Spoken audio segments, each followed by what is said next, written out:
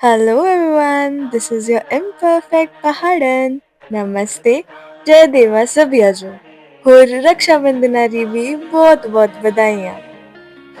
मेरी वेडिंग बिल्कुल typical traditional Himachali Rajput wedding हुई थी, जिसमें सारे रिचुअल्स और सारे मुहूर्त वगैरह का बहुत ज़्यादा ध्यान रखा गया था। And seriously I have always wanted it like that only.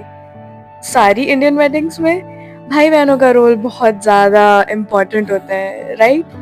भाइयों का काम बस भांडे उठाना और ये लाना वो लाना, इसको छोड़ना उसको छोड़ना के अलावा रीति रिवाजों में भी इनका एक अभिन्न योगदान होता है। Most of the Indian weddings जहाँ मंडप सजाया जाता है, वहीं पे हिमाचली वेडिंग्स में मंडप पे एक लकड़ी का वेद, it's like a wooden canopy, उससे मंडप को सजाया जाता है, जिसके चार अलग कोनों में चार भाई खड़े होते हैं। ये कोई रैंडम पोजीशनिंग नहीं होती। इसके पीछे भी एक पुराना बिलीफ है कि भाई हर डायरेक्शन से, हर कोने से, हर दिशा से अपनी बहन की रक्षा करते हैं, चाहे ज़िंदगी उसे कहीं भी ले जाए। 4 corners, 4 pillars of protection. Basically ये पोजीशनिंग फेरों के टाइम बनाई जाती है, जब हर भाई मुझे एक कॉर्नर से दूसरे कॉर्नर तक पास ऑन करता है।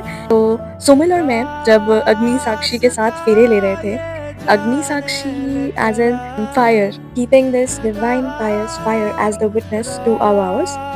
साइंस के पॉइंट ऑफ व्यू से देखा जाए तो ये फायर हवा को प्योरीफाई करती है, जिसमें जो घी, सामग्री और हर्ब्स डाली जाती हैं, वो एसेंशियल ऑयल्स रिलीज करते हैं, जो सराउंडिंग्स को क्लीन करते हैं। और हमारे एंसेस्टर्स के लिए ये फायर इंटेंशंस को क्लेंस करते थे, ना कि केवल बस सराउंडिंग्स को। मतलब कि सिर्फ सच और कमिटमेंट बचे, बाकी सब जल जाए। हिस्टोरिकली ये रिचुअल इसलिए भी इम्पॉर्टेंट था क्योंकि पुराने ज़माने में जब लड़की अपने ससुराल चली जाती थी, उसके भाई की ज़िम्मेदारी होती थी कि वो उसकी वेल-बीइंग का ध्यान रखे, इमोशनली, सोशली। शादी के दिन ये ब्रदर्स अपना इस तरीके से रोल पब्लिकली रीअफ़र्म करते थे।